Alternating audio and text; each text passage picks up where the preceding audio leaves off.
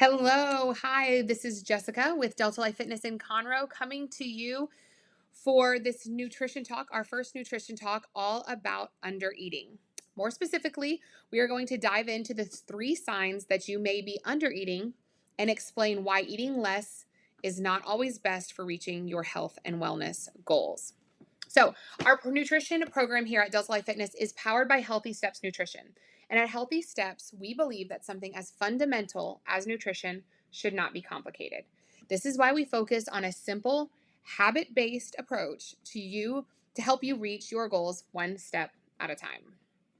So, Healthy Steps Nutrition has helped over 35,000 people all around the world take control of their health. Here are some of the stories, and we can't wait to fill this page with wonderful stories with you ladies here at the studio, showing your successes. So, we know that while this is simple, it is far from easy. First, we need to figure out what's holding you back from reaching your goals, and mainly, it's chronically under eating. So, we've all talked throughout time here at the studio about counting calories and all of these things, and how sometimes we find out that we are eating way too little. It is something a lot of the ladies at the studio have found across time through different coaching approaches or things like that they've gone through. And we know that it is something that has been beaten into our brains to eat less, eat less, eat less. So that frustration is something that happens for everybody. It happens all the time. Diet culture tells us to eat less and lose weight.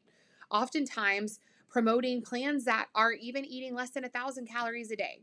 So today, I kind of want to walk you through the signs that you might be a person who is eating too little and the reason why eating less is not always the best plan for your goals. So we'll get started here.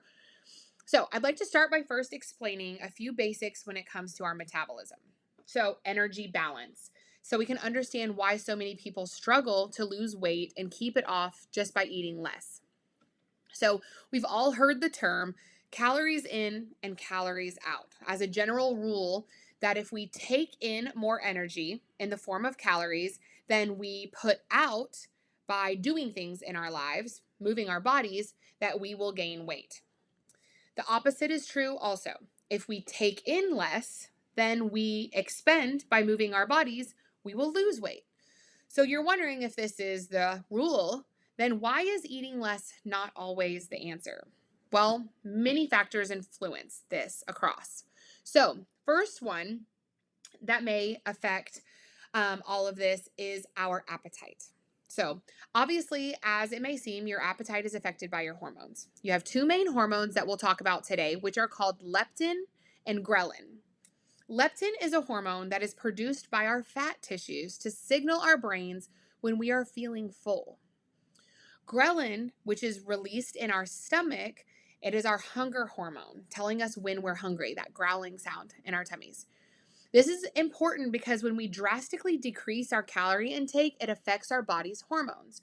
Ghrelin will shoot up, making us feel hungry all the time. So think about that last time that you were feeling really, really hungry. How hard in that moment was it to stick to your healthy eating and stay away from grabbing some fast food or a treat, something simple? While hormones play a big role in influencing our intake, there are many others and factors. For one of them, another one being our environment. For example, studies show people will consume more when you're sitting down eating with family and friends than when you eat alone. The taste factor, the palatability and the reward of foods is increased in that moment, and our mindset can influence our intake. So we'll talk about another few factors next that may influence our energy output, the other side of it. So first you have your BMR, your basal metabolic rate. We talk about that with our in-body scans.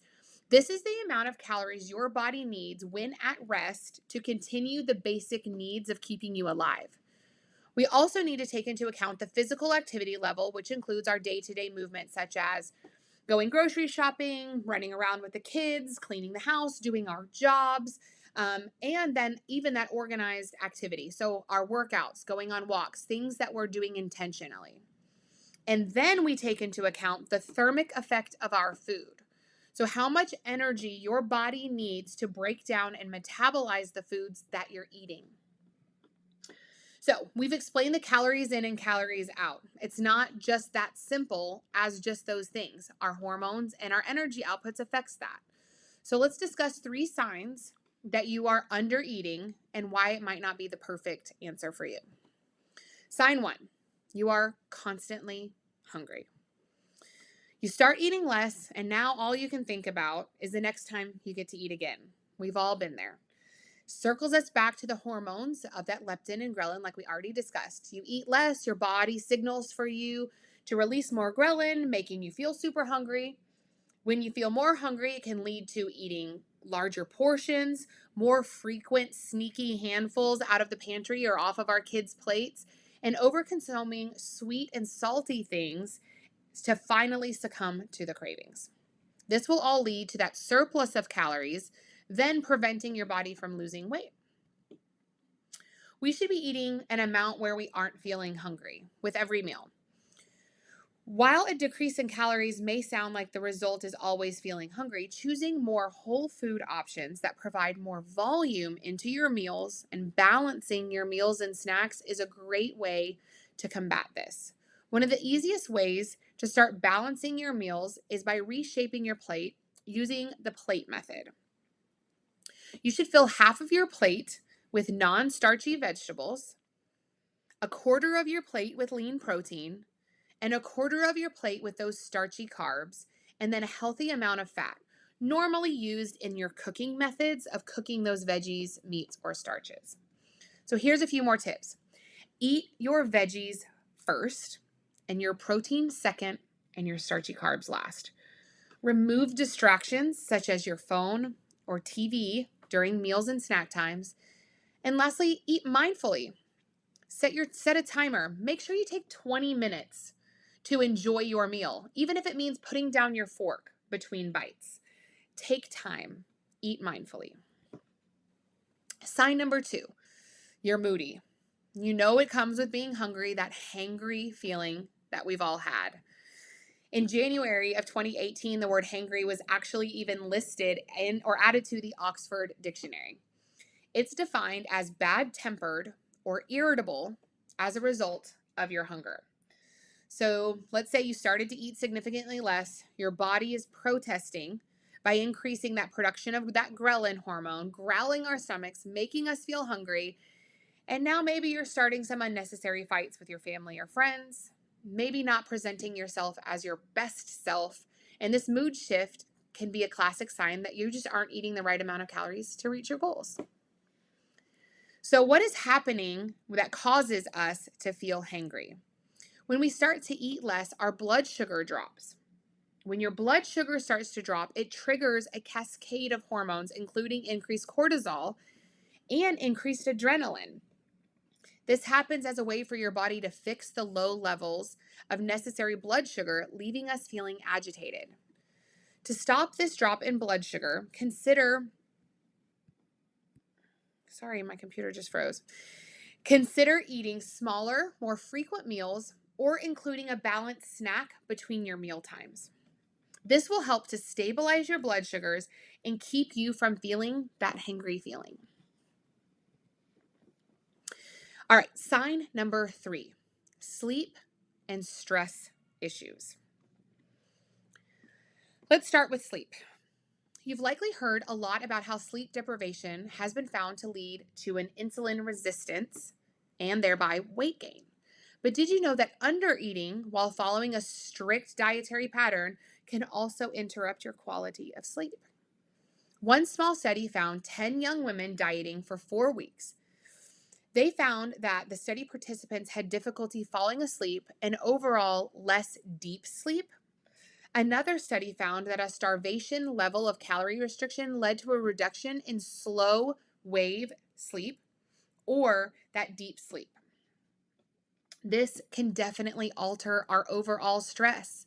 In a large study of more than 2,500 teens, that extreme dieting was not only associated with decreased sleep quality, but also higher levels of depression and anxiety, which will alter another important hormone in our weight loss journey, stress. So let's talk about cortisol. Cortisol, our stress hormone. It is released as a response to stress, and most of us have heard when cortisol levels are high, it can be inhibiting to our weight loss goals.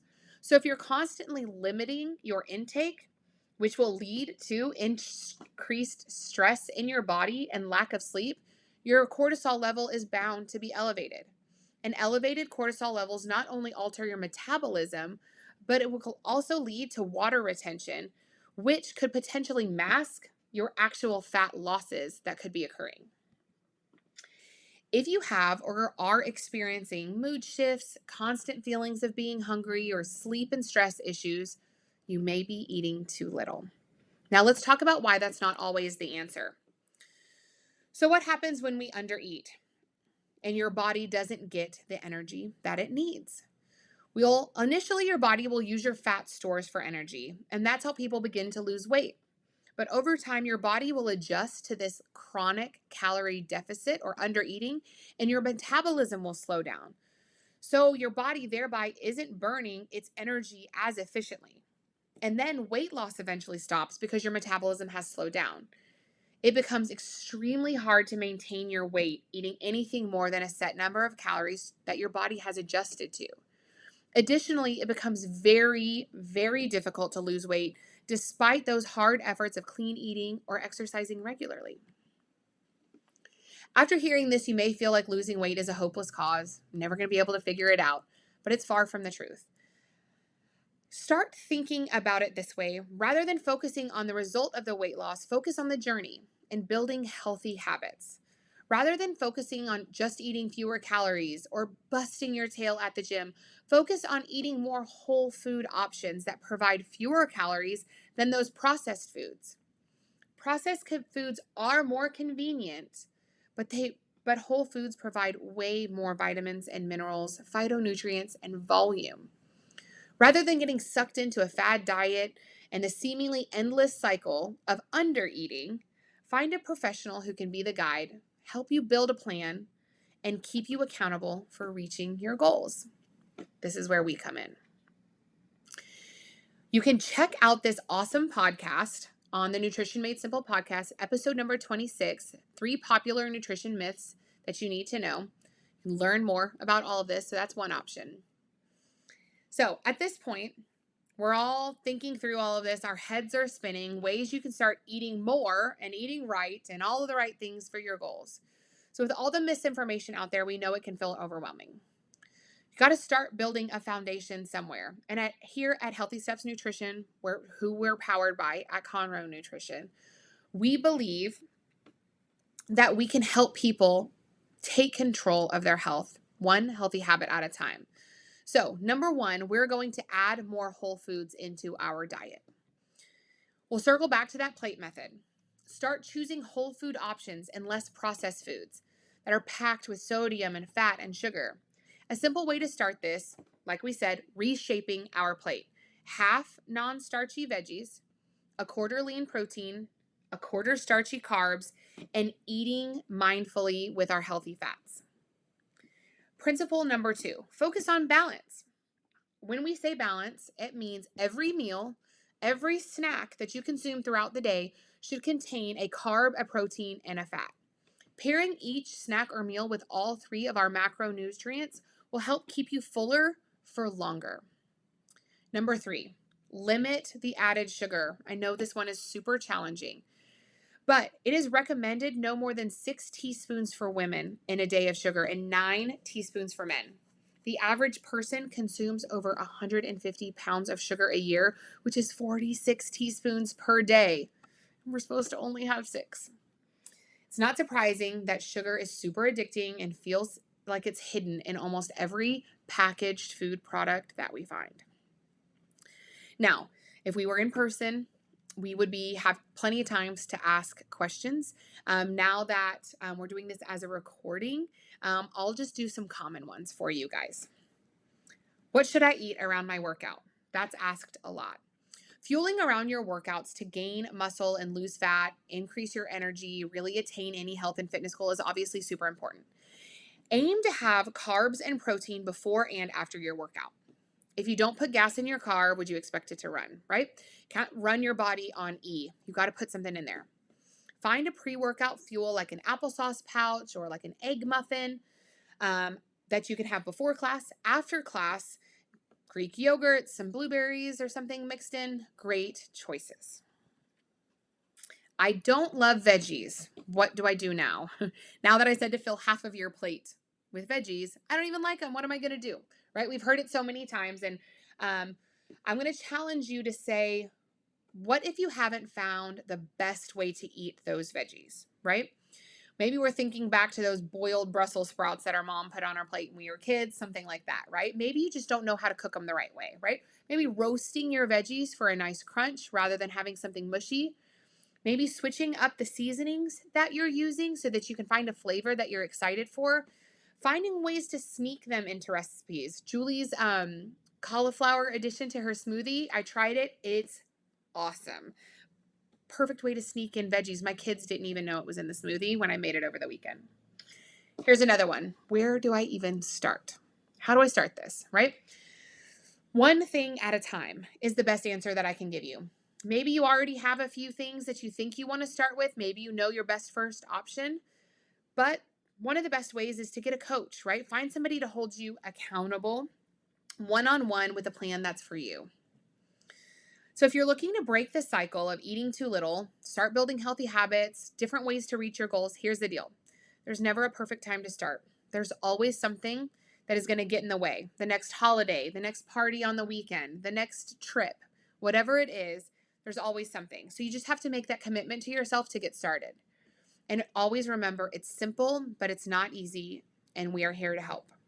If you're thinking it all sounds great and you don't really know, then let me hold you accountable. Love to help. So our nutrition program, like we said, backed by Healthy Steps, has helped over 35,000 people around the world take control of their health. So what do we have coming up? Our 28-day nutrition challenge. So best way to get started, start out with this nutrition challenge here at the studio. 4 weeks, 28 days. I know that there's a holiday in that, but like we said, there's no perfect time to start. It'll get kicked off right after Cinco de Mayo, finish up right after Memorial Day. With your 28-day nutrition challenge, you will get an initial consult with a coach, Julie or myself. You will have your in-body scan and your measurements done at that time. You'll have group accountability within our HSN app, sample meal ideas, over 100 recipes. Weekly check-ins will come through your app. You can message Julie or I anytime you need to throughout your challenge. Ask the questions that you're needing. We'll be sending a lot of helpful videos along the way as well within your app. And at the end of the challenge, you'll have a follow-up meeting with your coach where you'll do another in-body scan and measurements. So if you're looking to hear more about the program, let us know. Check out their podcast, get some more insight into the program and who all of this is.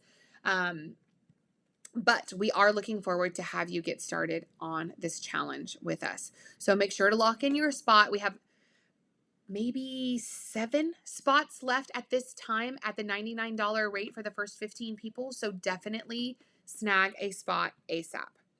So remember, today we discussed the signs that you may be eating too little, as well as why it might not be the answer for you. If you're ready to understand the best ways for you to reach your goal, now is the time to take control of your health and work with one of us to help you find the best balanced foods in the right amounts. If you have any questions, definitely reach out to Julie or myself. Riley can help you out. We can send you a link to get started for the 28-day challenge right away. Get your spot booked for your initial consult.